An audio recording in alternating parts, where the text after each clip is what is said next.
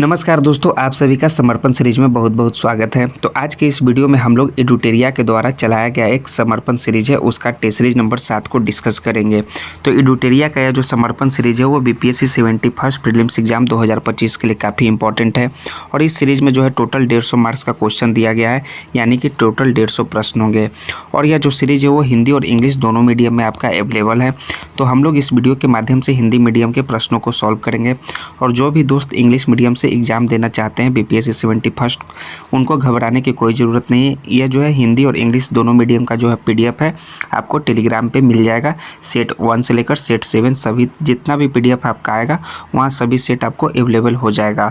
तो टेलीग्राम का लिंक जो है वीडियो के डिस्क्रिप्शन में दिया हुआ है, वहाँ से आप टेलीग्राम के लिंक को ज्वाइन कर सकते हैं और आराम से घर बैठे बना सकते हैं। और साथ में हिंदी मीडियम के भी प्रश्न को आप देख सकते हैं कि क्या जो है सही होगा क्या गलत होगा, आप हिंदी मीडियम के भी प्रश्नों को समझ सकते हैं।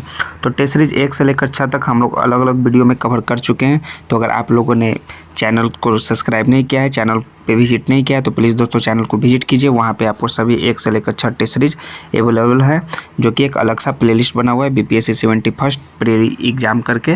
वहाँ पर आपको सारे जो है टेस्ट सीरीज मिल जाएंगे एडुटेरिया का, और साथ साथ खान सर के भी सभी टेस्ट सीरीज। क्योंकि आप सभी जानते हैं कि किसी भी एग्ज़ाम में जो है टेस्ट सीरीज का अपना अलग ही महत्व होता है। एग्जाम पॉइंट ऑफ व्यू से टेस्ट सीरीज जो है काफ़ी इंपॉर्टेंट है। तो चलिए टेस्ट सीरीज नंबर 7 का पहला प्रश्न स्टार्ट करते हैं। जंतु विज्ञान का जनक माना जाता है, तो जंतु विज्ञान का जो जनक माने जाते हैं वो माने जाते हैं अरस्तु।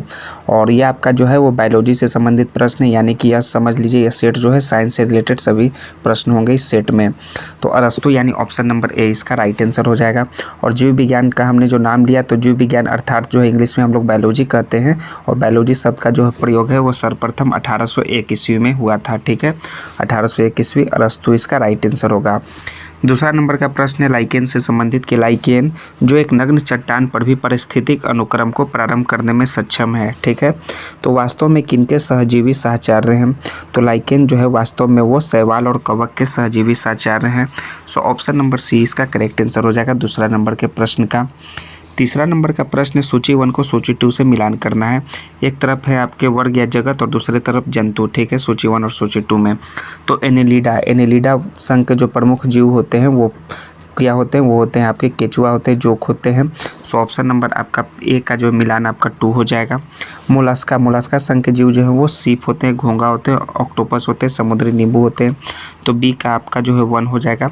एम्फीबिया जो है वो मेढक होते हैं, तो आपका सी का 4 हो जाएगा। और लास्ट सरीसृप जो है सांप, घड़ियाल, छिपकली, कछुआ, ये सभी जो है सरीसृप में आते हैं।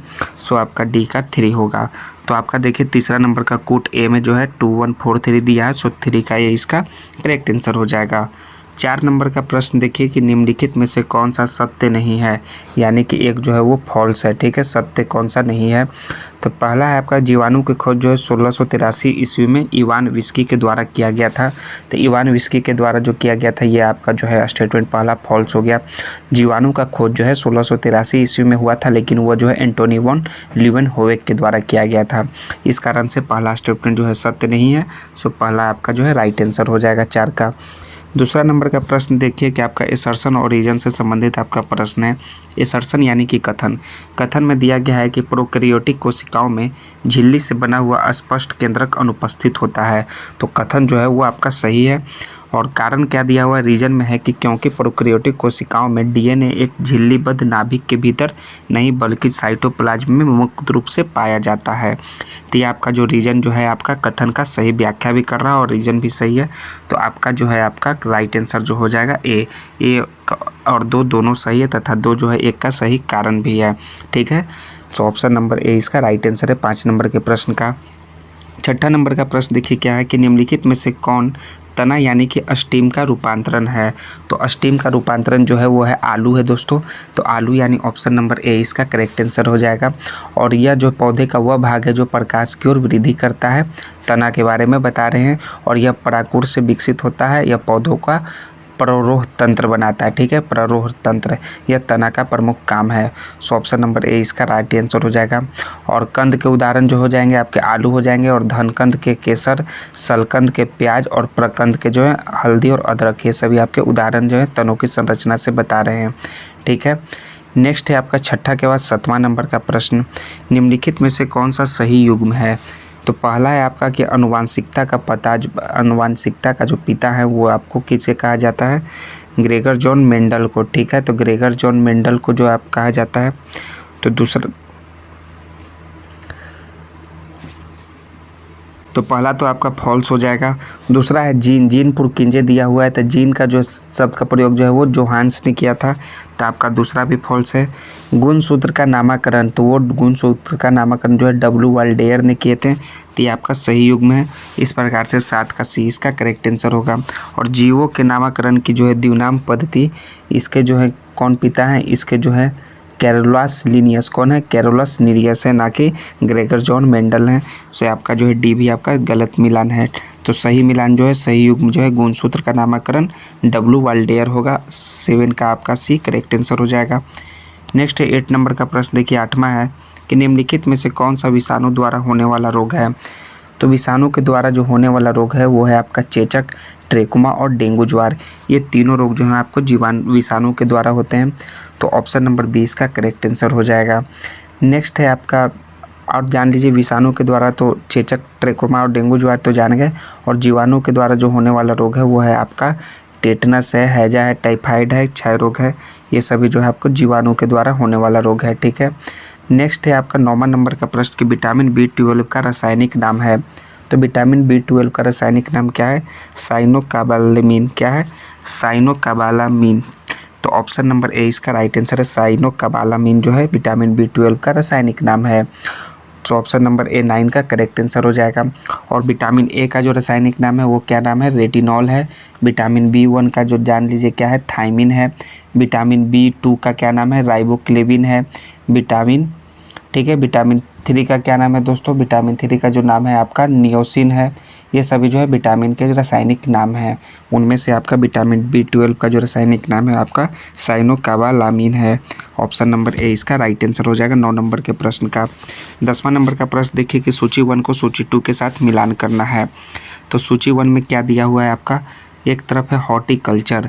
तो हॉर्टिकल्चर जो है वो आपका किससे संबंधित है, वो है आपका उद्यान विज्ञान से संबंधित है। तो आपका एक आपका 2 हो जाएगा। दूसरा है पीसी कल्चर जो है वो मत्स्य पालन का अध्ययन से संबंधित है। तो आपका बी का आपका 1 हो जाएगा। एपी कल्चर जो है आपका मधुमक्खी पालन का अध्ययन से संबंधित है। और फ्लोरिकल्चर जो है फूलों की खेती से संबंधित है। तो 2, 1, 4, 3 आपका जो है ऑप्शन नंबर बी में दिया हुआ है। तो ऑप्शन नंबर बी इसका करेक्ट आंसर हो जाएगा 10 नंबर के प्रश्न का। 11 नंबर का प्रश्न देखिए क्या दिया हुआ है कि नदी की मछली को समुद्र में रखा जाए तो क्या होगा। जो नदी की मछली है, यानी कि जो नदी मछली जो है वो नदी में रहती है, वो समुद्र में उसे रखा जाएगा तो क्या होगा, बहिःपरासन के कारण मछली मर जाएगी। ठीक है, यह आपका जो है परिणाम होगा, जो मछली नदी में रहती है उसे समुद्र में रखने पर। सो ऑप्शन नंबर सी 11 का राइट आंसर हो जाएगा। 12 है कि निम्नलिखित में से कौन झिल्ली रहित कोशिकांग है। तो झिल्ली रहित कोशिकांग कौन कौन है दोस्तों। तो झिल्ली रहित कोशिकांग जो है राइबोसोम है, तारकाय है। तो राइबोसोम और तारकाय जो है आपका ये झिल्ली रहित कोशिकांग है। तो उपरोक्त में से एक से अधिक, ऑप्शन नंबर डी इसका करेक्ट आंसर हो जाएगा। और एकल झिल्ली युक्त कोशिकांग का नाम क्या है, गोल्जीकाय और लाइसोसोम। ठीक है, ये जो है आपका एकल झिल्ली युक्त कोशिकांग है। और दोहरी झिल्ली युक्त कोशिकांग का नाम है माइटोकॉन्ड्रिया और लवक। ये भी आप इससे रिलेटेड कुछ फैक्ट्स जान गए। चलिए 13 नंबर का प्रश्न क्या है, निम्नलिखित कथनों पर विचार करें और उपरोक्त में से कौन से कथन सही हैं। तो ट्रू आपका जो है आपका कौन सा स्टेटमेंट है वो आपको बताना है। पहला है कि डीएनए की संरचना नाइट्रोजन, शुगर, फास्फोरिक अम्ल से निर्मित होता है। तो डीएनए की जो संरचना के रिलेटेड जो आपका दिया हुआ है, नाइट्रोजन, शुगर और फास्फोरिक अम्ल से निर्मित होता है, तो आपका स्टेटमेंट जो है वो ट्रू है। दूसरा है कि मुख्य रूप से आरएनए एक आनुवांशिक पदार्थ है। तो मुख्य रूप से जो है आरएनए जो है एक आनुवांशिक पदार्थ नहीं है, ये आपका जो है फॉल्स स्टेटमेंट है। सो ऑप्शन नंबर जो है आपका सिर्फ जो है एक जो है सही होगा। ठीक है, तो एक जो है आपका केवल सही होगा। सो ऑप्शन नंबर ए 13 का करेक्ट आंसर होगा। 14 नंबर है कि कोशिका झिल्ली किससे बनी होती है। तो कोशिका झिल्ली जो है आपका प्रोटीन और लिपिड दोनों से बनी होती है। सो ऑप्शन नंबर 20 का 14 नंबर का राइट आंसर हो जाएगा। 15 नंबर है कि मानव शरीर में उपस्थित निम्नलिखित कोशिकाओं में से किसमें माइटोकॉन्ड्रिया नहीं पाया जाता है। तो माइटोकॉन्ड्रिया जो है वो लाल रक्त कोशिका में नहीं पाया जाता है। सो ऑप्शन नंबर सी इसका करेक्ट आंसर हो जाएगा। और माइटोकॉन्ड्रिया को कोशिका का ऊर्जा गृह यानी कि power house of the cell कहा जाता है, क्योंकि यह कोशिका को जो है ऊर्जा यानी कि एटीपी प्रदान करता है और यह कोशिकाओं में एरोबिक श्वसन की क्रिया द्वारा ऊर्जा उत्पन्न करता है। सो ऑप्शन नंबर सी लाल रक्त कोशिका इसका करेक्ट आंसर हो जाएगा 15 नंबर के प्रश्न का। 16 नंबर का प्रश्न देखिए क्या है। ये सभी आपका इंग्लिश से रिलेटेड प्रश्न है, इंग्लिश मीडियम वाले। तो जैसा कि बताया आपको कहाँ मिल जाएगा ये प्रश्न जो है आपको वो मिल जाएगा टेलीग्राम पे, और टेलीग्राम का लिंक जो है वीडियो के डिस्क्रिप्शन में दिया हुआ है। 16 है कि कोशिका विभाजन के किस फेज में गुणसूत्र सर्वाधिक स्पष्ट दिखाई देता है। तो जो है आपका मेटा फेज में यानी कि मध्य अवस्था में जो है गुणसूत्र सर्वाधिक स्पष्ट रूप से दिखाई देता है। तो मध्य अवस्था इसे हम लोग मेटा फेज इंग्लिश में कहते हैं। इसका राइट आंसर हो जाएगा ए। और यह जो है माइटो के विभाजन का दूसरा चरण होता है Meta phase. Option number A इसका राइट आंसर है। कोशिका विभाजन का इस फेज में जो है गुणसूत्र सर्वाधिक स्पष्ट रूप से दिखाई देते हैं। 17 नंबर है कि उपरोक्त में से कौन सा कथन सही है। ये दो स्टेटमेंट दिया हुआ है। तो पहला है कि समसूत्री विभाजन के विभाजित कोशिकाओं में गुणसूत्रों की संख्या जो है मातृ कोशिका का आधा होता है। यह कथन जो है आपका सत्य नहीं है दोस्तों, ठीक है। और अर्धसूत्री विभाजन के विभाजित कोशिकाओं में गुणसूत्रों की संख्या मातृ कोशिकाओं के बराबर होता है। तो ये भी आपका जो है कथन सत्य नहीं है। तो उपरोक्त में से कोई भी कथन सही नहीं होगा। सो ऑप्शन नंबर डी इसका राइट आंसर हो जाएगा, ठीक है। तो 18 नंबर का प्रश्न है कि त्वचा से संबंधित निम्नलिखित कथनों पर विचार करें, ठीक है। पहला है आपका कि एपिडर्मिस जो है जीवित कोशिकाओं से बना है। तो ये आपका जो है आपका सही स्टेटमेंट नहीं है दोस्तों। अब सही क्यों नहीं है ये भी आप जान लीजिए कि एपिडर्मिस यह त्वचा का बृहत्तम स्तर है, सबसे बाहरी स्तर है, आउटर मोस्ट स्तर है, जो शरीर की सतह यानी कि बॉडी सरफेस का जो है सुरक्षात्मक आवरण होता है। यह शरीर में जल का संरक्षण तथा रोगजनक को शरीर में प्रवेश करने से रोकता है। और एपिडर्मिस जो है सतृत सल की एपिथेलियम होती है। और एपिडर्मिस में रुधिर वाहिनियाँ यानी कि ब्लड वेसल नहीं पाई जाती है, इसलिए त्वचा की मृत परत के रूप में जाना जाता है। और सब पे एपिडर्मिस तथा डर्मिस के बीच जो है फाइबर से बनी एक पतली परत होती है जिसे हम लोग बेसमेंट मेम्ब्रेन कहते हैं। तो इस प्रकार से आपका पहला स्टेटमेंट जो है वो फॉल्स है। और डर्मिस जो है मृत कोशिकाओं से बना होता है। तो ये भी आपका स्टेटमेंट फॉल्स है दोस्तों। बेसमेंट झिल्ली से नीचे जो है डर्मिस परत पाई जाती है जो शरीर के बाहरी खिंचाव व धक्के आदि से शरीर के अंगों को बचाती है। और डर्मिस में बालों की पुटिकाएँ, श्वेत ग्रंथियाँ यानी कि स्वीट ग्लैंड, और जो है लिम्फी वाहिनियाँ तथा रुधिर वाहिनियाँ यानी कि ब्लड वेसल होती है। डर्मिस से रिलेटेड कुछ फैक्ट्स था, तो ना ही आपका पहला सही है ना ही दूसरा सही है त्वचा से संबंधित। सो ऑप्शन नंबर डी इसका राइट आंसर हो जाएगा। त्वचा से संबंधित कोई भी कथन जो है वो सही नहीं है। 19 नंबर का प्रश्न है कि पौधों में फ्लोएम मुक्तः उत्तरदायी है। तो पौधे में जो फ्लोएम है मुक्तः किसके लिए उत्तरदायी है, वो निर्मित भोजन के संवहन करने में। सो ऑप्शन नंबर ए इसका होना इसका राइट आंसर हो जाएगा। नेक्स्ट है 20वां नंबर का प्रश्न कि निम्नलिखित में से कौन सत्य है। तो इनमें से जो है आपका सत्य पहला है कि एरियोलर अस्थियों का जोड़ता है, ठीक है। एरियोलर अस्थियों का जोड़ता है, तो आपका कथन सही नहीं है। कंडरा जो है मांसपेशियों को अस्थियों को जोड़ता है, ये आपका जो है सही कथन है। सो ऑप्शन नंबर आपका जो है बी राइट आंसर हो जाएगा। नेक्स्ट है 21 नंबर का प्रश्न कि निम्नलिखित में से कौन ऐच्छिक पेशी है। तो ऐच्छिक पेशी जो है वो है आपका गर्दन है। गर्दन ऐच्छिक पेशी है। ऑप्शन नंबर डी इसका करेक्ट आंसर हो जाएगा। नेक्स्ट है 22 नंबर का प्रश्न कि निम्नलिखित में कौन सही है। तो लाल रुधिर कणिकाएं आरबीसी का निर्माण फ्लिया में होता है, ये आपका जो है स्टेटमेंट फॉल्स है। दूसरा, लाल रुधिर कणिकाएं में केंद्रक होते हैं, ये भी आपका स्टेटमेंट फॉल्स है। लाल रुधिर कणिकाएं जो है उभयावतल आकार का होता है, ये आपका स्टेटमेंट जो है ट्रू है। तो ऑप्शन नंबर सी इसका राइट आंसर हो जाएगा। और जान लीजिए लाल रुधिर कणिकाएं से संबंधित कुछ फैक्ट्स कि लाल रुधिर कणिकाएं या इसे हम लोग जो है एरिथ्रोसाइट्स कहते हैं। रक्त का अधिकांश भाग जो है लाल रक्त कोशिकाओं से बना होता है जो उभयावतल आकार की होती है। ये केवल कशेरुकी जंतुओं यानी कि वर्टिब्रेट एनिमल्स में पाई जाती है। और लाल रुधिर कणिकाओं में लाल रंग यानी कि हीमोग्लोबिन नामक यौगिक के कारण होता है। इस कारण से जो है आपका ऑप्शन नंबर सी 22 का राइट आंसर हो जाएगा। 23 नंबर का प्रश्न है कि निम्नलिखित कथनों पर विचार कीजिए और कौन से जो है कथन सही है वो आपको बताना है। पहला है कि मोनोसाइट्स विशिष्ट रोगाणु के प्रति विशिष्ट प्रतिरोधी यानी कि एंटीबॉडीज का निर्माण करता है। यह जो है आपका सही कथन है दोस्तों, ठीक है। कौन सा आपका कथन सही है, ठीक है, ये पूछ रहा है तो ये आपका सही नहीं है। दूसरा है कि बी लिम्फोसाइट्स प्रतिरक्षा प्रणाली का सर्वाधिक प्रभावशाली कोशिका है, तो ये भी आपका सही कथन नहीं है। तीसरा है कि टी लिम्फोसाइट्स का मुख्य कार्य जो है प्रतिरक्षियों का निर्माण करना है, ये भी आपका सही नहीं है। रुधिर प्लेटलेट्स का मुख्य कार्य शरीर के कट जाने पर रक्त के स्राव को रोकना है, तो ये आपका जो है स्टेटमेंट सही है। सो आपका जो सही स्टेटमेंट है वो है आपका केवल 4 है, ठीक है, चौथा नंबर का स्टेटमेंट सही है। सो आज जान लीजिए जो है आपका तीनों स्टेटमेंट जो है आपका 1, 2, 3 गलत क्यों है, इसके बारे में बताया हुआ है कि मोनोसाइट्स जो है विशिष्ट रोगाणु के प्रति विशिष्ट प्रतिरक्षियों का निर्माण करता है, और मोनोसाइट्स एक प्रकार के श्वेत रक्त कोशिका होती है जो फगोसाइटिक क्रिया द्वारा कार्य करती है, यानी रोगाणुओं को निगल जाती है, और एंटीबायोटिक्स का निर्माण जो है मोनोसाइट में नहीं बल्कि बी लिम्फोसाइट करते हैं। सो आपका पहला इस कारण से गलत है। दूसरा है कि बी लिम्फोसाइट्स प्रतिरक्षा प्रणाली का सर्वाधिक प्रभावी कोशिका है, और बी लिम्फोसाइट्स जो है एंटीबॉडी बनाते हैं, परंतु सर्वाधिक प्रभावशाली करना वैज्ञानिक दृष्टिकोण से सटीक नहीं है।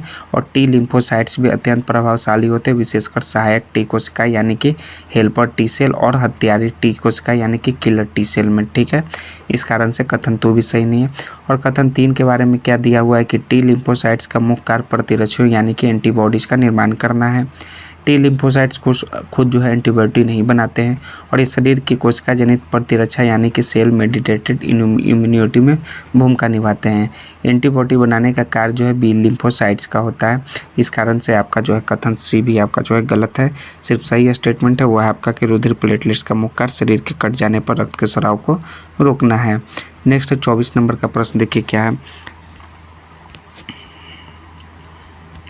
माता का रक्त समूह ए तथा पिता का रक्त समूह ए बी हो तो बच्चों का संभावित रक्त समूह नहीं होगा। तो बच्चा का जो संभावित रक्त समूह है जो ओ नहीं होगा दोस्तों, तो ओ यानी ऑप्शन नंबर डी इसका करेक्ट आंसर हो जाएगा। और अगर जो माता का ए हो तथा पिता का ए बी हो तो क्या हो सकता है दोस्तों, तो है ए या बी या फिर ए बी हो सकता है, ठीक है। क्या हो सकता है, ए हो सकता है, बी हो सकता है या फिर ए बी हो सकता है, लेकिन ओ जो है वो नहीं हो सकता है रक्त समूह। सो ऑप्शन नंबर डी इसका राइट आंसर है 24 का। 25 है कि मनुष्य के रुधिर वर्ग या एबीओ सिस्टम में अप्रभावी जीन है। तो अप्रभावी जीन जो है वो आपका 1 डिग्री क्या है, 1 डिग्री है। सो ऑप्शन नंबर सी इसका करेक्ट आंसर है। ये जो है आपका अप्रभावी जीन है। सो ऑप्शन नंबर सी इसका 25 का राइट आंसर होगा। 26 है कि निम्नलिखित कथनों पर विचार करें और उपरोक्त में से कौन से कथन सही हैं, ठीक है। तो उपरोक्त में से पहला है कि बाह्य स्राव तंत्रियों के स्राव को हार्मोन कहते हैं, तो आपका जो है वो सही नहीं है दोस्तों। दूसरा है आपका कि अंतःस्रावी ग्रंथियों के स्राव को एंजाइम कहते हैं, ये भी आपका सही नहीं है। तीसरा है कि बाह्य स्रावी ग्रंथियाँ जो है नालिका विहीन ग्रंथियाँ, ये भी सही नहीं, यानी कि उनमें से कोई भी नहीं जो है सही कथन है। सो ऑप्शन नंबर डी इसका 26 का राइट आंसर होगा। 27 है कि निम्नलिखित में से कौन पीयूष ग्रंथि के संबंध में सही है। तो पीयूष ग्रंथि से रिलेटेड जो है वो आपका जो है उपरोक्त में से एक से अधिक कथन सत्य हैं।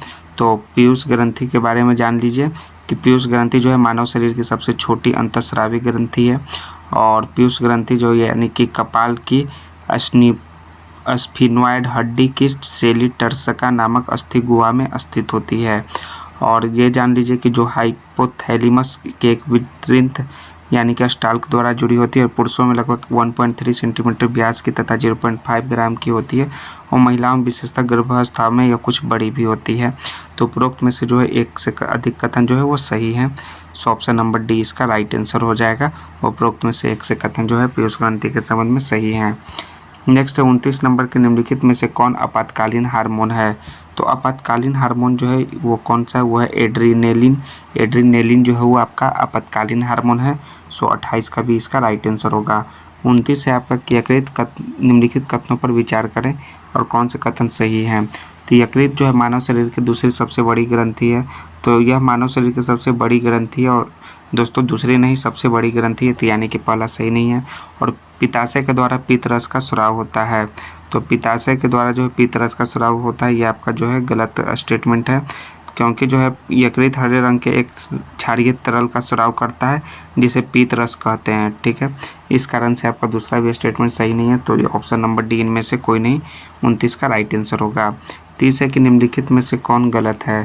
तो पहला है कि ग्लाइकोजेनिस प्रक्रिया में ग्लूकोज को ग्लाइकोजेन में परिवर्तित किया जाता है, तो आपका जो है वो कथन सही है, ठीक है। दूसरा है आपका कि यकृत कार्बोहाइड्रेट उपापचय में अंतर्गत ग्लाइकोजेन का निर्माण एवं संचय करता है, यह भी कथन सही है। शरीर के अवयवों में प्रोटीन विघटन के फलस्वरूप जल, CO2 और अन्य नाइट्रोजन पदार्थ जैसे अमोनियम, यूरिया, यूरिक अम्ल इत्यादि उत्पन्न होते हैं, तो ये भी कथन सही है। तो कौन से कथन गलत है? तो इनमें से कोई भी कथन जो है गलत नहीं है। सो ऑप्शन नंबर डी 30 का राइट आंसर होगा। 31 है कि जीवित प्राणियों के शरीर में होने वाली निम्नलिखित में से कौन सी एक प्रक्रिया जो है पाचक प्रक्रिया है? तो पाचक प्रक्रिया वो है आपका प्रोटीनों का अमीनो अम्ल में विघटन होना, जो है वो जीवित प्राणियों के शरीर में होने वाली एक पाचक प्रक्रिया है। ऑप्शन नंबर डी प्रोटीनों का अमीनो अम्ल में विघटन राइट आंसर होगा 31 का। 32 नंबर का प्रश्न देखिए क्या है कि निम्नलिखित में से कौन जो है छोटी आंत में शामिल है? तो छोटी आंत में जो है वो आपका ग्रहणी शामिल होती है। सो ऑप्शन नंबर डी इसका 32 का राइट आंसर हो जाएगा। 33 से निम्नलिखित कथनों पर विचार करें और सत्य कथन का पहचान करें। तो सत्य कथन कौन है? पहला है आपका कि अमाशय प्रोटीन पाचन का प्रमुख स्थान रहा है, तो आपका स्टेटमेंट जो है वो ट्रू है। दूसरा है कि भोजन में उपस्थित लगभग 30% मंड का पाचन मुख्य गुहा में हो जाता है, यह भी आपका कथन सही है। तीसरा है कि जठर ग्रंथियां का जो जठर रस है वो क्षारीय होता है, ठीक है, तो ये आपका स्टेटमेंट जो है आपका ये फॉल्स है। तो ऑप्शन नंबर 1 और 2 जो है आपका सही कथन है। ऑप्शन ए इसका 33 का राइट आंसर हो जाएगा, ठीक है। ये क्षारीय नहीं होता है, ये आपका गलत आपका स्टेटमेंट दिया हुआ है। नेक्स्ट है आपका 34 नंबर, निम्नलिखित में से कौन सही है? तो जो ट्रू स्टेटमेंट है वो है आपका कि कोशिका गैसों के विनिमय के लिए आवश्यक सतही क्षेत्रफल प्रदान करती है। सो ऑप्शन नंबर सी 34 का राइट आंसर होगा। 35 है आपका कि अग्नाशय रस में कौन सा एंजाइम होता है? तो अग्नाशय रस में दोस्तों वो कौन सा एंजाइम होता है? वो होता है एमाइलेज या लाइपेज, ये दोनों एंजाइम होता है। सो ऑप्शन नंबर आपका सी राइट आंसर होगा। नेक्स्ट है 36 नंबर के प्रकाश संश्लेषण के दौरान प्रकाशीय अभिक्रिया कहाँ होती है? तो प्रकाशीय अभिक्रिया जो है वो ग्रेना में होती है। ऑप्शन नंबर ए 36 का राइट आंसर होगा। 37 है कि प्रकाश श्वसन यानी कि फोटो रिस्पिरेशन संबंधित है। तो फोटो रिस्पिरेशन जो है वो संबंधित है किससे? तो यह जो B3 चक्र केल्विन चक्र में CO2 और O2 दोनों के प्रवेश से संबंधित है। तो 37 का बी इसका राइट आंसर है। 38 है कि प्रकाश संश्लेषण को प्रभावित करने वाला कारक है, तो वो जो है आपका CO2, तापमान, ऑक्सीजन, प्रकाश और H2O, ये पांचों जो है आपके प्रकाश संश्लेषण को प्रभावित करने वाले प्रमुख कारक हैं। 39 है कि शीत कोष्ठ में भंडारित फल अधिक समय तक चलते हैं, ठीक है, तो अधिक समय तक चलने का कारण क्या है? क्योंकि जो है श्वसन का दर वो घट जाता है। सो ऑप्शन नंबर डी 39 का राइट आंसर होगा। नेक्स्ट 40 नंबर का प्रश्न देखिए क्या है कि निम्नलिखित में से कौन सा पादप हार्मोन मुख्यतः फल परिपक्वता के लिए उत्तरदायी है? तो यह जो है उत्तरदायी कौन है? वो है आपका एथिलीन। तो एथिलीन यानी ऑप्शन नंबर सी इसका 40 का करेक्ट आंसर हो जाएगा। 41 नंबर का प्रश्न देखिए क्या है, निम्नलिखित कथनों पर विचार करें और उपरोक्त में से कौन सा कथन सही है, ट्रू स्टेटमेंट बताना है। तो पुरुष हेमोफीलिया का वाहक होता है, ये आपका जो है सही कथन नहीं है। वर्धांतता यानी कि कलर ब्लाइंडनेस रोग से ग्रस्त व्यक्ति लाल और पीला रंग में अंतर नहीं कर पाता है, ये जो है आपका सही नहीं है। हेमोफीलिया के कारण रक्त थक्का जल्दी बन जाता है, ये भी सही कथन नहीं है। तो उपयुक्त में से कोई भी कथन जो है सही नहीं है और 41 का डी इसका राइट आंसर होगा। 42 नंबर का प्रश्न देखिए कि निम्नलिखित में से कौन सा सही है? 42 नंबर का प्रश्न, तो पहला ऑप्शन है आपका कि कंठ द्वार से आगे की ओर एक चपटी रचना पाई जाती है जिसे एपिग्लोटिस कहते हैं। दूसरा है कि ग्रास नली व अमाशय के बीच जो है एक वाल्व यानी कि स्फिंक्टर पाया जाता है जो भोजन को वापस ग्रास नली में भेज जाने से रोकता है। तीसरा है कि ग्रास नली में किसी भी प्रकार का पाचन नहीं होता है। तीन में से आपका कितने कथन जो है वो सही है? तीन में से जो है आपका एक से अधिक कथन जो है सही है। तो ग्रास नली व अमाशय के बीच जो है एक वाल्व जो है स्फिंक्टर पाया जाता है जो भोजन को वापस ग्रास नली में जाने से रोकता है। तो ये आपका जो है स्टेटमेंट ये आपका पहला एक सही हो जाएगा। दूसरा है आपका कि ग्रास नली में किसी भी प्रकार का पाचन नहीं होता है, ठीक है, तो ग्रास नली में जो है किसी प्रकार का पाचन नहीं होता, ये आपका स्टेटमेंट जो है फॉल्स है। और कंठ द्वार से आगे की ओर चपटी रचना पाई जाती है जिसे एपिग्लोटिस कहते हैं, तो ये आपका जो है ये भी आपका स्टेटमेंट सही है। तो 1 और 2 जो सही है और तीसरा जो है वो फॉल्स है। सो ऑप्शन नंबर डी इसका राइट आंसर हो जाएगा, उपरोक्त में से एक से अधिक। 43 नंबर का प्रश्न देखिए क्या है कि वायवीय श्वसन में केवल माइटोकॉन्ड्रिया की भूमिका होता है, कौन सा सही है वो आपको बताना है। तो ये आपका जो है स्टेटमेंट फॉल्स है। अवायवीय श्वसन में केवल जो है कोशिका द्रव यानी कि साइटोप्लाज्म की भूमिका होता है, तो ये आपका स्टेटमेंट ट्रू है 43 नंबर के प्रश्न का। तो ऑप्शन नंबर बी इसका राइट आंसर हो जाएगा दोस्तों। 44 नंबर का प्रश्न देखिए क्या है कि निम्नलिखित में से असत्य कथन का आपको जो है चयन करना है, ठीक है, विचार करके। तो पहला है कि ग्लाइकोसिस की प्रक्रिया जो है कोशिका द्रव में होती है। तो ग्लाइकोसिस की प्रक्रिया कोशिका द्रव में होती है, तो ये आपका जो है ये ट्रू स्टेटमेंट है। केफ चक्र की सभी प्रक्रिया ऑक्सीजन की उपस्थिति में माइटोकॉन्ड्रिया में होता है, तो ये भी आपका स्टेटमेंट ट्रू है। तो ना ही इनमें से कोई एक होगा, ना ही दो होगा, कोई भी नहीं जो है आपका फॉल्स स्टेटमेंट है। सो ऑप्शन नंबर डी 44 का राइट आंसर हो जाएगा। 45 नंबर का प्रश्न देखिए क्या है कि श्वसन की प्रक्रिया के दौरान ऑक्सीजन की उपस्थिति में खाद्य पदार्थों के ऑक्सीकरण होने पर निर्माण नहीं होता है। तो निर्माण जो नहीं होता है वो होता है आपका O2 का जो निर्माण है वो नहीं होता है, यानी कि 45 का डी इसका करेक्ट आंसर हो जाएगा। 46 नंबर का प्रश्न क्या है कि जब मनुष्य कार्य करता है जो मांसपेशियों में ऑक्सीजन के अभाव में पाइरुविक अम्ल का विखंडन होता है तो किस में हो जाता है? तो जो है लैक्टिक अम्ल में जो है पाइरुविक अम्ल का विखंडन हो जाता है। तो लैक्टिक अम्ल ऑप्शन नंबर 20 का 46 का करेक्ट आंसर होगा। 47 है कि निम्नलिखित में से कौन सा सही है? तो इस पहला है कि धमनियों में रक्तदाब शिराओं की तुलना में अधिक होता है। तो धमनियों में जो है रक्तदाब शिराओं की तुलना में सबसे ज़्यादा होता है, ये आपका स्टेटमेंट ट्रू है। सो ऑप्शन नंबर ए इसका राइट आंसर हो जाएगा 47 नंबर के प्रश्न का। तो ये आपका इंग्लिश मीडियम से रिलेटेड प्रश्न हो गए। नेक्स्ट है आपका 48 के निम्नलिखित कथनों पर विचार कीजिए और कौन से कथन सही हैं वो आपको बताना है। पहला है कि हृदय एक दोहरी झिल्ली से घिरा रहता है जिसे पेरिकार्डियम कहते हैं, तो ये आपका स्टेटमेंट जो है वो आपका सही है। रुधिर परिसंचना की खोज जो है लीवेनहोइक के द्वारा किया गया था, तो रुधिर परिसंचना का खोज जो है लीवेनहोइक के द्वारा नहीं किया गया था दोस्तों, इसका खोज जो है विलियम हार्वे के द्वारा किया गया था। दूसरा स्टेटमेंट फॉल्स है। हृदय के धड़कन पर नियंत्रण के लिए पोटेशियम आवश्यक होता है, तो यह स्टेटमेंट ट्रू है। तो 1 और 3 जो सही कथन है, सो ऑप्शन नंबर सी इसका 48 का राइट आंसर हो जाएगा। 49 नंबर का प्रश्न है कि एक सामान्य व्यक्ति जो है, जो स्वस्थ व्यक्ति है, उसका प्रकोचन दाव है। तो प्रकोचन दाव यानी कि साइटोलिक प्रेशर क्या होता है? वो होता है 120 मिलीमीटर Hg, 120 mmHg, यानी ऑप्शन नंबर ए 49 का करेक्ट आंसर हो जाएगा। 50 नंबर का प्रश्न देखिए कि निम्नलिखित में से कौन उपास्थि यानी कि कार्टिलेज से संबंधित नहीं है? जो कार्टिलेज से संबंधित नहीं है वो है आपका, इनमें से एक से अधिक जो है कार्टिलेज से संबंधित नहीं है। सो ऑप्शन नंबर आपका जो है डी करेक्ट आंसर हो जाएगा, ठीक है। 50 के बाद 51 नंबर का प्रश्न देखिए कि नर जो है जनन हार्मोन है, नर जनन हार्मोन कौन सा है? वो है आपका टेस्टोस्टेरोन है। तो टेस्टोस्टेरोन यानी कि 51 नंबर का ए इसका करेक्ट आंसर हो जाएगा। 52 नंबर का प्रश्न देखिए कि एपिनेफ्रिन है, तो एपिनेफ्रिन क्या है? एपिनेफ्रिन जो है हृदय स्पंदन को एकाएक रुक जाने पर पुनः चालू करने में सहायक होता है एपिनेफ्रिन।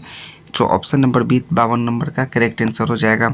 53 है कि सूची 1 को सूची 2 से मिलाना है। सूची 1 में अंग, सूची 2 में उत्सर्जित पदार्थ दिया गया है।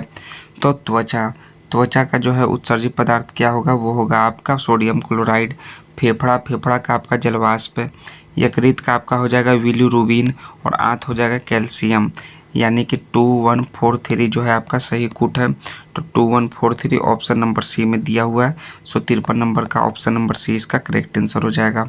नेक्स्ट 54 नंबर का प्रश्न कि मानव रुधिर यदि अम्लीय हो जाए तो क्या होगा?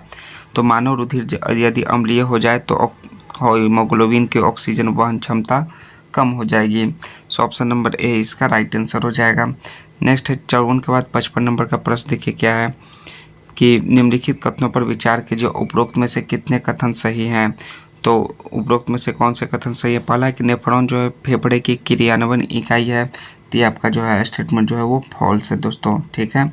दूसरा है कि केशिका गुच्छा यानी कि ग्लोमेरुलस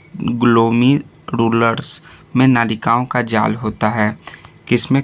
केशिका गुच्छा में नालिकाओं का जाल होता है जो अपवाही तथा अभिवाही धमनिकाओं से मिलकर बनता है। तो ये आपका स्टेटमेंट ट्रू है, पहला फॉल्स है। तो केवल 2 जो है सही कथन होगा, ऑप्शन नंबर बी। मनुष्य के शरीर में खून के शुद्धिकरण की प्रक्रिया को क्या कहते हैं? तो मनुष्य के खून में जो है शुद्धिकरण की प्रक्रिया को डायलिसिस कहा जाता है। सो आपका डायलिसिस ऑप्शन नंबर आपका जो है ए राइट आंसर हो जाएगा 56 का।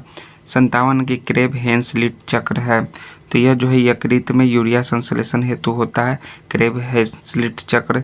ऑप्शन नंबर डी इसका 57 का राइट आंसर होगा। 58 कथन और रीजन से संबंधित प्रश्न है। कथन दिया हुआ है कि मेनिजेस तथा मस्तिष्क के साथ सेरिब्रोस्पाइनल द्रव जो है भरा रहता है, तो ये आपका कथन जो है वो सही है। और रीजन है कि यह द्रव मस्तिष्क को बाहरी आघातों से सुरक्षित करने में सहायता करता है। तो रीजन भी सही है और रीजन जो है कथन का सही व्याख्या भी कर रहा है। तो आपका ऑप्शन नंबर ए 58 नंबर का राइट आंसर हो जाएगा। 59 नंबर का प्रश्न है, सूची 1 को सूची 2 से मिलान करना है। मस्तिष्क के भाग और कार्य। तो सेरिबरम का जो कार्य है वो है आपका सीखने, सोचने, समझने और ऐच्छिक क्रियाओं का नियंत्रण। हाइपोथैलेमस इसका काम है ताप का नियंत्रण, भूख प्यास। सेरिबेलम का है आपका शरीर का संतुलन।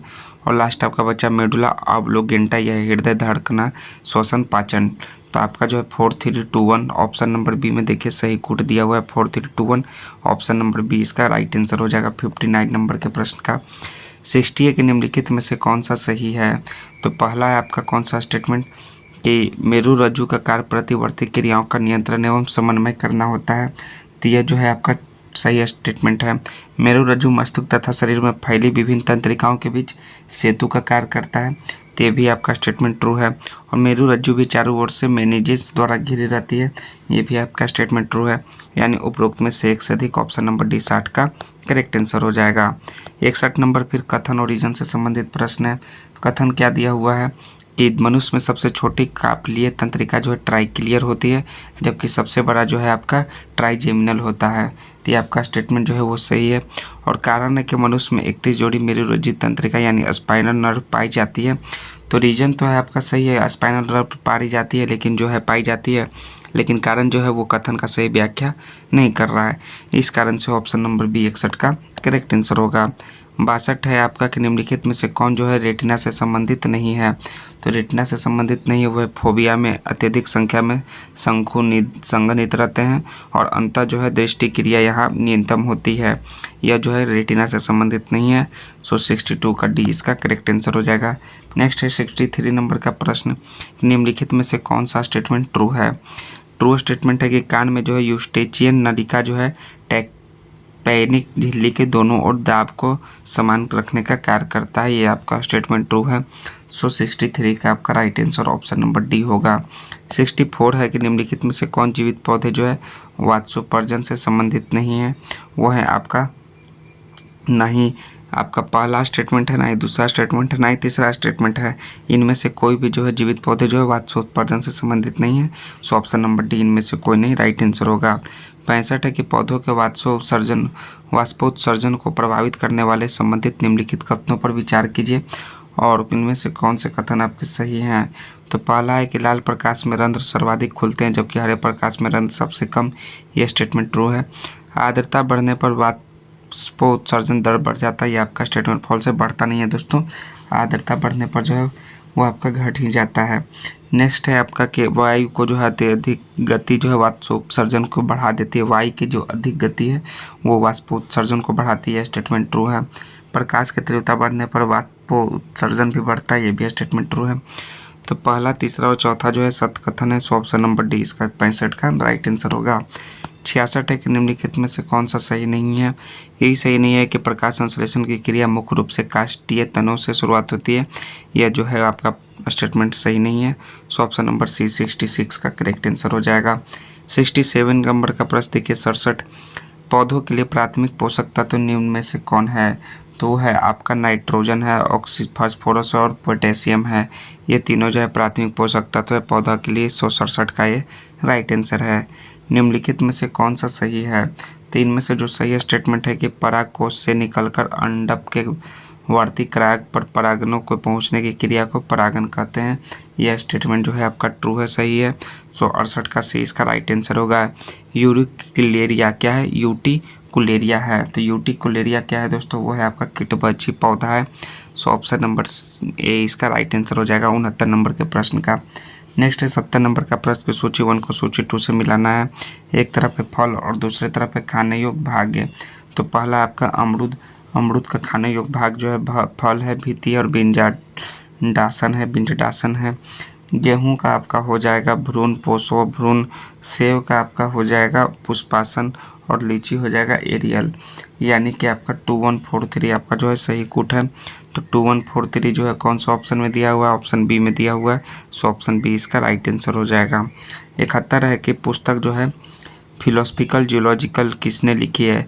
फिलोसफिक जूलॉजिक जो है किसने लिखा है? इस पुस्तक के राइटर का नाम है लैमार्क। ऑप्शन नंबर बी इसका राइट आंसर हो जाएगा 71 का। 72 है कि निम्नलिखित में से कौन सही है? तो ट्रू स्टेटमेंट बताना है इनमें से। तो ट्रू स्टेटमेंट है कि पार्श्व विभाज्यता के कारण पादप में तनाव व जड़ की मोटाई में वृद्धि होती है। इसके कारण पार्श्व विभाज्यता के कारण यह स्टेटमेंट ट्रू है। 72 का सी करेक्ट आंसर होगा। 73 नंबर का प्रश्न है कि सुनहरे यानी कि गोल्डन चावल है। तो गोल्डन चावल कौन है? वो है आपका ये एक ट्रांसजेनिक चावल की केस जिसमें जो है कैरोटीन के जीन उपलब्ध हैं। वह है जो है गोल्डन यानी सुनहरा चावल है। ऑप्शन नंबर सी 73 का राइट आंसर होगा। 73 के बाद 74 नंबर का प्रश्न देखिए क्या है कि निम्नलिखित में से कौन सा सही नहीं है? तो 4 स्टेटमेंट में जो एक सही नहीं है वो आपका जो है उपकला उत्तक जंतु के बाहरी भीतरी व या स्वतंत्र सतहों पर पाए जाते हैं। तो यह स्टेटमेंट जो है ट्रू है, तो गलत कोई नहीं होगा। संयोजी उत्तक ऊतकों तथा अंगों को आपस में जोड़ने का कार्य करता है, ये भी सही है। पेशी उत्तक शरीर के सभी पेशियाँ इस उत्तक से मिलकर बनी होती है, ये भी सही है। जो फॉल्स है यह इनमें से कोई नहीं है फॉल्स है, सभी ट्रू हैं। सो ऑप्शन नंबर डी 74 का करेक्ट आंसर है। 75 है कि इनमें से कौन सा कथन सही है? तो पहला है आपका कि लौंग पौधों का जो है वर्तिकांग यानी कि स्टिग्मा होता है। तो ये आपका जो है स्टेटमेंट जो है वो फॉल्स है दोस्तों। केसर मसाला जो है वो बनाने में जो है पौधों का वर्तीकरण का भाग काम में लाया जाता है, ये आपका स्टेटमेंट फॉल्स है। दूसरा जो है आपका केसर मसाला फूल की कली से प्राप्त होता है, ये भी आपका स्टेटमेंट फॉल्स है। तो सही कथन है आपका कि कुनैन जो है सिनकोना पादप के छाल से प्राप्त होता है और जिनको वृक्ष तथा साइनोबैक्टीरिया जीवित जीवाश्म के उदाहरण हैं। ये दोनों जो है सही कथन है। 3 और 4 तो ऑप्शन नंबर सी 75 का करेक्ट आंसर होगा। 76 है कि सूची 1 को सूची 2 से सुमेलित कीजिए। पौधा रोग और दूसरी तरफ तत्व की कमी दिया गया है, ठीक है। तो आपका धान में खैरा रोग वो है आपका जस्ता की कमी। आलू का ब्लैक हट रोग वो आपका हो जाएगा भंडारण में ऑक्सीजन की कमी। मटर में जो है मार्स रोग वो आपका हो जाएगा मैग्नीज की कमी। और गाजर में कैविटी स्पॉट कैल्शियम की कमी। तो आपका जो सही कुट है वो आपका 2143 है। सो ऑप्शन नंबर बी इसका 76 का राइट आंसर है। 77 है कि क्लोरोप्लास्ट के संबंध में निम्नलिखित कथनों पर विचार कीजिए और असत्य कथन का चयन कीजिए। तो यह एक दोहरी झिल्ली वाला कोशिका होता है, तो यह स्टेटमेंट ट्रू है। इसका अपना डीएनए तथा राइबोसोम है, ये भी आपका स्टेटमेंट ट्रू है। तो इनमें से कोई भी जो है असत कथन नहीं है, ना ही 1 है ना ही 2 है। सो ऑप्शन नंबर आपका जो है डी राइट आंसर हो जाएगा 77 का। 78 है कि कोलेनकाइमा उत्तक का प्रमुख कार्य क्या है? तो कोलेनकाइमा उत्तक का प्रमुख कार्य है यांत्रिक समर्थन देना। तो यांत्रिक समर्थन देना यानी कि 78 का है इसका राइट आंसर होगा। 78 के बाद 79 है कि लिगामेंट एक संयोजी उत्तक है जो जोड़ता है। तो लिगामेंट जो है हड्डी को हड्डी से जोड़ता है। सो ऑप्शन नंबर सी 79 का राइट आंसर हो जाएगा। 80 नंबर है कि निम्नलिखित में से कौन सा पोषक तत्व जो है आपका माइक्रोन्यूट्रिएंट्स के अंतर्गत आता है? तो माइक्रोन्यूट्रिएंट्स के अंतर्गत इसमें जो है नाइट्रोजन आता है। सो ऑप्शन नंबर सी 80 का करेक्ट आंसर हो जाएगा। 81 नंबर का प्रश्न देखिए क्या है, निम्नलिखित में से कौन सा एक प्रोटीन का कार्य नहीं है? तो प्रोटीन का कार्य नहीं है आनुवांशिक कोड का भंडारण करना, जो प्रोटीन का कार्य नहीं है। ऑप्शन नंबर डी 81 का करेक्ट आंसर होगा। 82 है कि मानव शरीर में ऑक्सीजन युक्त यानी कि ऑक्सीजनेटेड रक्त हृदय के किस भाग से निकलता है? तो यह जो है आपका निकलता है बाएं के निलय से यानी कि लेफ्ट वर्टिकल से। सो ऑप्शन नंबर इसका डी राइट आंसर हो जाएगा। निम्नलिखित में से कौन सा कार्य मुख्यतः जो है सेरिब्रम का द्वारा जो है नियंत्रित होता है? तो सेरिब्रम के द्वारा जो है स्वैच्छिक क्रियाएं जो है नियंत्रित होता है, ये आप याद रखिए। तो स्वैच्छिक क्रियाएं ऑप्शन नंबर सी 83 का राइट आंसर होगा। 84 नंबर का प्रश्न क्या है कि भारत की पहली क्लोन गिरगाय है, तो उसका नाम है गंगा। गंगा जो है भारत का पहला क्लोन गिरगाय है। ऑप्शन बी 84 का राइट आंसर होगा ये। 85 है कि डीएनए फिंगरप्रिंटिंग का निर्धारण किया जाता है, तो वो किया जाता है डीएनए तंतु में क्षारक युग्मों के क्रम से डीएनए फिंगरप्रिंटिंग का निर्धारण किया जाता है। 85 का डी करेक्ट आंसर होगा। 86 निम्नलिखित कथनों पर विचार कीजिए, ठीक है। 2 कथन दिया गया, कौन से कथन सही हैं? तो उपरोक्त में से कोई भी कथन सही नहीं है दोस्तों। सो ऑप्शन नंबर डी इसका राइट आंसर है। दोनों स्टेटमेंट जो है वो आपका फॉल्स है। 86 नंबर के प्रश्न का 87 देखिए, निम्न कथनों पर विचार कीजिए और कौन से कथन सही हैं? 3 में से जो इसका भी जो है कोई भी कथन सही नहीं है, दोनों स्टेटमेंट जो है फॉल्स है। सो ऑप्शन नंबर डी जो है राइट आंसर हो जाएगा 87 नंबर के प्रश्न का। 88 है कि निम्नलिखित में से कौन सा सही नहीं है? तो जो सही नहीं है वो है कि भारतीय क्षेत्रीय नौवहन उपग्रह प्रणाली IRNSS परियोजना को मई 2007 में भारत सरकार द्वारा अनुमोदित किया गया था। ये जो है आपका सही नहीं है, सो ऑप्शन नंबर ए इसका राइट आंसर हो जाएगा 88 नंबर के प्रश्न का। 89 नंबर का प्रश्न देखिए क्या है। जीपीएस तकनीक का उपयोग निम्नलिखित में से किन क्षेत्रों में हो सकता है? तो जीपीएस तकनीक का उपयोग जो है वो मोबाइल फ़ोन के परिचालन में, बैंकिंग परिचालन में, पावर ग्रिडों के नियंत्रण में, ये सभी क्षेत्रों में हो सकता है। ऑप्शन नंबर डी इसका राइट आंसर हो जाएगा। नेक्स्ट है 90 के 6G से संबंधित निम्नलिखित कथनों पर विचार कीजिए और कौन से कथन सही हैं। जो ट्रू स्टेटमेंट है कि 5G के अनुवर्ती जो है 100 गुना त्वरित गति, अल्ट्रा लो विलंबता, लेटेंसी, उच्च विश्वसनीयता और स्थापक कनेक्टिविटी प्रदान करता है 5G। सो ये आप स्टेटमेंट ट्रू है, तो केवल बी जो है राइट आंसर हो जाएगा। पहला जो है आपका फॉल्स स्टेटमेंट है, ठीक है। 6G की संबंधित जो है आपका स्टेटमेंट। 91 नंबर का प्रश्न देखिए क्या है। निम्नलिखित में से कौन सा सही नहीं है? जो सही नहीं है कि सरफेस वेव जिसमें सभी मोबाइल शक्तियाँ शामिल है, जो पृथ्वी के सरफेस पर है, वो आपका सही संबंधित नहीं है। सो ऑप्शन नंबर आपका ए राइट आंसर होगा। 92 है कि क्लाउड कंप्यूटिंग के संबंध में सही है। 30 के संबंध में जो सही है कि इंटरनेट पर कंप्यूटिंग साधन जैसे सर्वर, स्टोरेज, डेटाबेस, सॉफ्टवेयर और एप्लीकेशन की डिलीवरी है क्लाउड कंप्यूटिंग के संबंध में। सो ऑप्शन नंबर ए 92 का करेक्ट आंसर हो जाएगा। 93 नंबर है कि निम्नलिखित कथनों पर विचार कीजिए और कौन से कथन सही हैं। जो सही कथन है वो है आपका केवल जो है दूसरा है और तीसरा सही कथन है।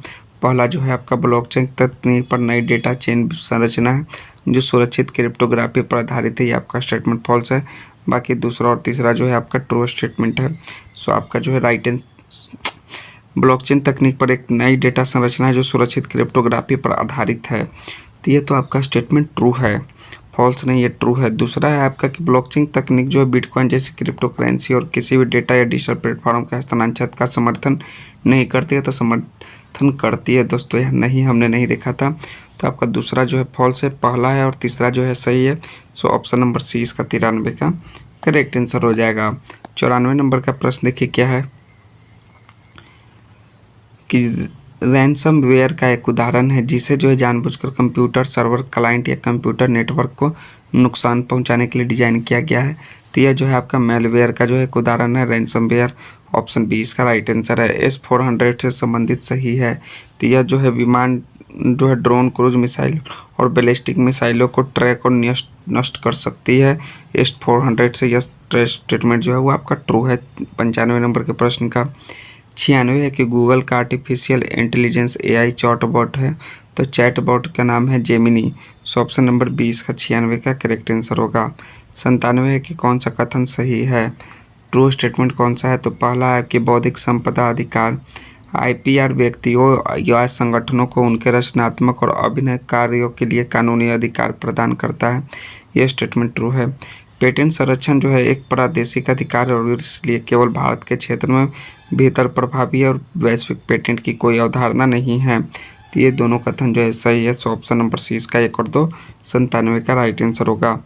98 की Cas9 क्या है, Cas9 क्या है, तो जो दोस्तों एक जो है एक अनाविक कैंची जो टारगेटेड जीन एडिटिंग में उपयोगी होती है। सो ऑप्शन नंबर 20 का राइट आंसर होगा।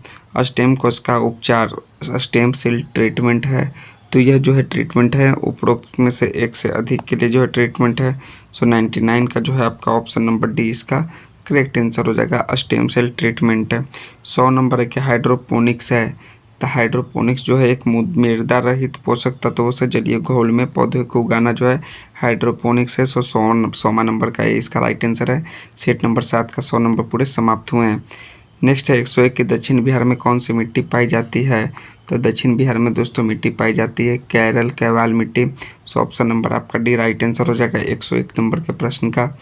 102 नंबर है कि सूची 1 को सूची 2 से मिलान कीजिए। झील और एक तरफ है जिला स्थल गोगा बिल यानी कि घोघा झील। घोघा झील जो है कहाँ है, वो है आपका कटिहार में। नेक्स्ट है आपका घोड़ा कटोरा झील, वो कहाँ स्थित है दोस्तों, वो आपका स्थित है राजगीर में। तीसरा जो है आपका सिमरी झील, वो कहाँ स्थित है, सिमरी झील स्थित है आपका सहरसा। और पिपरामान झील जो है मोतिहारी पूर्वी चंपारण में। 4 3 2 1 यानी कि ऑप्शन नंबर 20 का राइट आंसर हो जाएगा।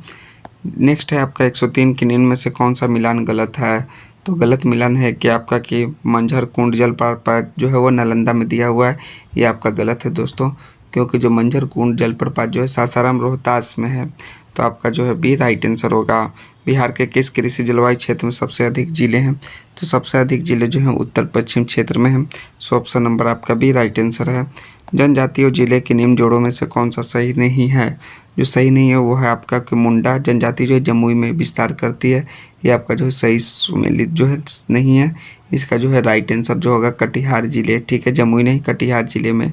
तो इस कारण से option number B right answer होगा। बिहार के निम्न प्रशासनिक विभागीय जोड़ों में से किस जोड़े में गंगा नदी नहीं बहती है? तो गंगा नदी जो है कोसी और मगध में जो है नहीं बहती है। ऑप्शन नंबर डी इसका राइट आंसर होगा। भारतीय जाति आधारित सर्वेक्षण 2022 के अनुसार बिहार में किस वर्ग की आबादी जो है सर्वाधिक है?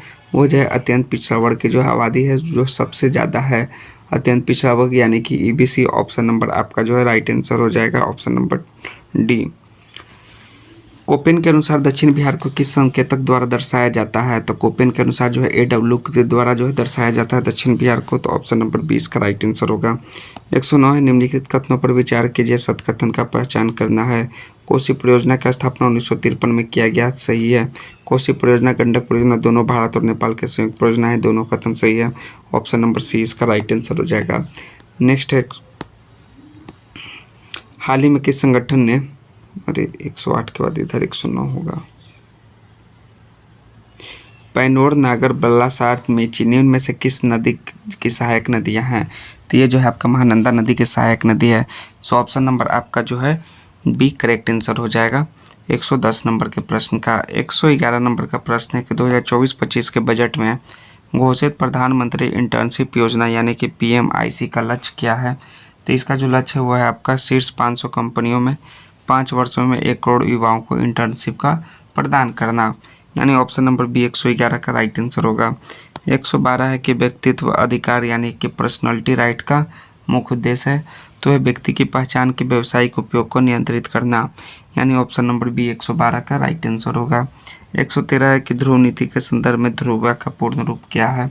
तो वह आपका digital highways for unified address and virtual access, इसका पूर्ण रूप है ध्रुवा का। सो ऑप्शन नंबर आपका जो है बी राइट आंसर हो जाएगा। 114 है कि इसरो द्वारा PSLV C59 का उपयोग करके कौन सा उपग्रह सफलतापूर्वक प्रेक्षित किया गया है? तो प्रेक्षित किया गया है आपका प्रोबा 3। तो प्रोबा 3 ऑप्शन नंबर बी इसका राइट आंसर है। 115 है कि निम्नलिखित कथनों पर विचार कीजिए जो संयुक्त राष्ट्र शांति निर्माण आयोग यानी कि UNPBC के बारे में सही कथन है। तो उसके बारे में जो है आपका तीनों कथन जो है आपका ट्रू है। सो ऑप्शन नंबर आपका जो है डी करेक्ट आंसर है। डिजिटल इंडिया निधि का क्रियान्वयन जो है मंत्रालय द्वारा किया गया, तो यह जो है इलेक्ट्रॉनिक और IT मंत्रालय के द्वारा किया गया। ऑप्शन नंबर आपका बी राइट आंसर होगा। 17 नंबर है कि हाल ही में भारत ने किस देश के साथ डिजिटल पार्टनरशिप एग्रीमेंट पर हस्ताक्षर किए हैं? तो इसका जो सही उत्तर हो जाएगा वो जापान आंसर हो जाएगा दोस्तों। ऑप्शन बी इसका 117 का करेक्ट आंसर है। 118 नंबर का प्रश्न देखिए कि हाल ही में किस संगठन ने भारत के लिए ग्लोबल एजुकेशन मॉनिटरिंग रिपोर्ट 2024 जारी किया है? तो उस संगठन का नाम है यूनेस्को। तो यूनेस्को यानी ऑप्शन नंबर बी 118 का राइट आंसर होगा। 119 है कि सहकार से समृद्धि अभियान के अंतर्गत किन क्षेत्रों की प्राथमिकता दी गई है? वो प्राथमिकता जो है सभी क्षेत्रों का दिया गया। प्राथमिक कृषि साख समिति का, दुग्धकारी सहकारी समिति, सहकारी बैंक, यानी ये सभी को जो है प्राथमिकता दी गई है। ऑप्शन नंबर डी 119 का करेक्ट आंसर हो जाएगा। 120 नंबर का प्रश्न देखिए क्या है कि महिला सशक्तिकरण सप्ताह के दौरान किस पहल पर विशेष बल दिया गया? तो बल दिया गया था महिला उद्यमिता पर महिला सशक्तिकरण सप्ताह के दौरान। ऑप्शन ए इसका 120 का करेक्ट आंसर होगा। 121 है कि इंडिया UAE स्टार्टअप ब्रिज किस मंच पर लॉन्च किया गया है? तो ये GTEX लेवल पर लॉन्च किया गया है, तो GTEX ग्लोबल ऑप्शन नंबर 20 का करेक्ट आंसर होगा। 122 है कि निम्नलिखित कथनों पर विचार कीजिए और सही विकल्प का चयन कीजिए। 122 नंबर का प्रश्न का तो PM बस सेवा योजना भारत सरकार द्वारा पूरी तरह से वित्त पोषित की जाती है, स्टेटमेंट फॉल्स है। यह योजना Tier 2 और Tier 3 शहरों में लागू की जा रही है, आपका कथन सही है। तो केवल 2 स्टेटमेंट ट्रू है, ऑप्शन नंबर 20 का करेक्ट आंसर होगा। हाल ही में संचार में रहा जो है अमृत पैक्स 2024 किससे संबंधित है? तो अमृत पैक्स 2024 जो है वो अंतर्राष्ट्रीय डाक टिकट प्रदर्शनी से संबंधित है। ऑप्शन सी इसका करेक्ट आंसर होगा। द जुगा अभियान की निगरानी एवं संचालन के लिए किस निकाय को जिम्मेदारी दी गई है? इसको जो है केंद्रीय जनजातीय कार्य मंत्रालय को जो है द जुगा अभियान की निगरानी एवं संचालन के लिए जिम्मेदारी दिया गया है। 125 है कि निम्नलिखित में से कौन सा कथन सही है? तो पहला स्टेटमेंट है कि नव्या योजना लड़कियों को कौशल सिखाने पर केंद्रित है, तो ये आपका कथन सही है। यह योजना शिक्षा मंत्रालय के तहत कार्यान्वित किया जा रहा है, तो ये आपका स्टेटमेंट फॉल्स है दोस्तों। शिक्षा मंत्रालय के द्वारा कार्यान्वित नहीं किया जा रहा है, यह जो है राज्य सरकार के द्वारा किया जा रहा है। इस कारण जो है आपका ऑप्शन ए जो है राइट आंसर हो जाएगा। नेक्स्ट 125 के बाद 126 नंबर का प्रश्न देखिए क्या है कि विवाद से विश्वास 2.0 योजना विशेष रूप से किसके लिए लागू किया गया है? तो यह लागू किया गया है दोस्तों अनुबंधीय विवाद के लिए। ऑप्शन नंबर सी इसका करेक्ट आंसर है। नमो ड्रोन दीदी योजना भारत की किस प्रमुख योजना के अंतर्गत क्रियान्वित हो रही है? तो यह जो हो रही है वह अनुबंधीय विवाद के बाद हो जाएगा दीनदयाल अंत्योदय योजना। दीनदयाल अंत्योदय योजना के तहत जो है भारत सरकार की प्रमुख योजना काम कर रही है, जिसमें नमो ड्रोन दीदी योजना। नेक्स्ट है आपका 127 के बाद 28 नंबर का प्रश्न कि संबल घटक किस प्रकार की सेवाओं को शामिल करता है? तो संबल जो है महिला हेल्पलाइन और जो है वन स्टॉप सेंटर को जो है शामिल करता है। 128 का ये राइट आंसर होगा। 129 है कि हाल ही में किस योजना के अंतर्गत मिलेट कैफे की स्थापना किया गया? तो वो है आपका प्रधानमंत्री सूक्ष्म खाद्य योजना उन्नयन योजना के तहत जो है मिलेट कैफे की स्थापना किया गया। ऑप्शन सी इसका 129 का करेक्ट आंसर हो जाएगा। 130 है कि रिक्त स्थान को भरे और वर्ष 2024 में ग्लोबल इनोवेशन इंडेक्स में भारत के स्थान पर रहा था? तो भारत जो है वो 39वें स्थान पर रहा था, तो 39वां स्थान इसका राइट आंसर हो जाएगा 130 का। 131 है कि UNCDCOP 2024 में कहाँ आयोजित हुआ? ठीक है, तो यह जो है 16 जो है कहाँ आयोजित हुआ 2024 में? वो रियाद के सऊदी अरब में।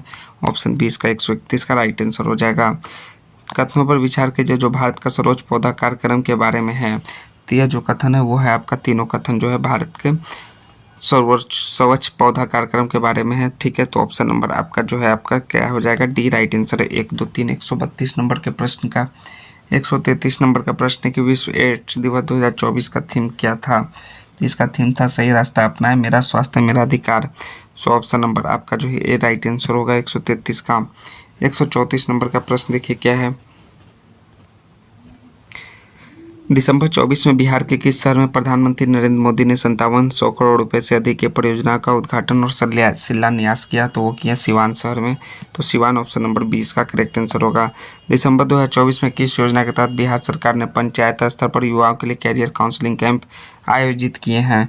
तो वो किए हैं युवा कौशल युवा कार्यक्रम के तहत। सो ऑप्शन नंबर ए इसका राइट आंसर होगा 135 का। नेक्स्ट है 136 नंबर का प्रश्न कि हाल ही में बिहार में मुख्यमंत्री अनुसूचित जाति उद्यमिता योजना की शुरुआत की गई। इसके अंतर्गत कितनी राशि तक आर्थिक सहायता प्रदान की जा रही है? तो इसके अंतर्गत 10 लाख तक जो है राशि सहायता प्रदान की जा रही है। ऑप्शन सी 136 का राइट आंसर होगा। 137 है कि बिहार सरकार द्वारा अंतर्राष्ट्रीय चावल महोत्सव 2024 का आयोजन कहाँ किया गया है? तो इसका आयोजन जो है राजगीर में किया गया है। तो राजगीर ऑप्शन नंबर ए इसका राइट आंसर होगा। 128 है कि दिसंबर 2024 में बिहार सरकार ने हर खेत हर पानी योजना के तहत किस नदी पर नई सिंचाई परियोजना की घोषणा की है? तो वो घोषणा की है कोसी नदी पर। सो ऑप्शन नंबर आपका भी करेक्ट आंसर होगा। 139 नंबर का प्रश्न क्या है?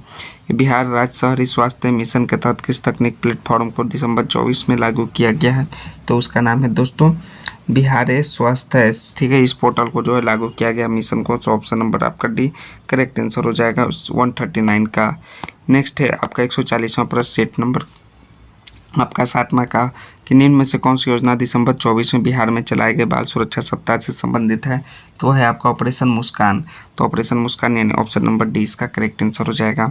और आपका देखिए 140 प्रश्न आपका जो है सेट नंबर 7 के समाप्त हुए और लास्ट जो है आपका 10 प्रश्न है वो आपका मैथ और रीजनिंग से संबंधित प्रश्न है। तो इसको आपको खुद से जो है वीडियो के पॉज करके सॉल्व करना है या फिर इसका जो है PDF टेलीग्राम में मिल जाएगा। आपका वीडियो के डिस्क्रिप्शन में टेलीग्राम का लिंक दिया हुआ है, वहाँ से आप ज्वाइन कीजिए और PDF के साथ साथ आपको सॉल्यूशन का जो है व्याख्या सहित आंसर की भी अवेलेबल हो जाएगा, जिससे आप सही ढंग से मिला सकते हैं कि आपने जो है सही बनाया है मैथ और रीजनिंग के प्रश्न की नहीं, या फिर हमने सही बताया है सभी GK के प्रश्नों का नहीं।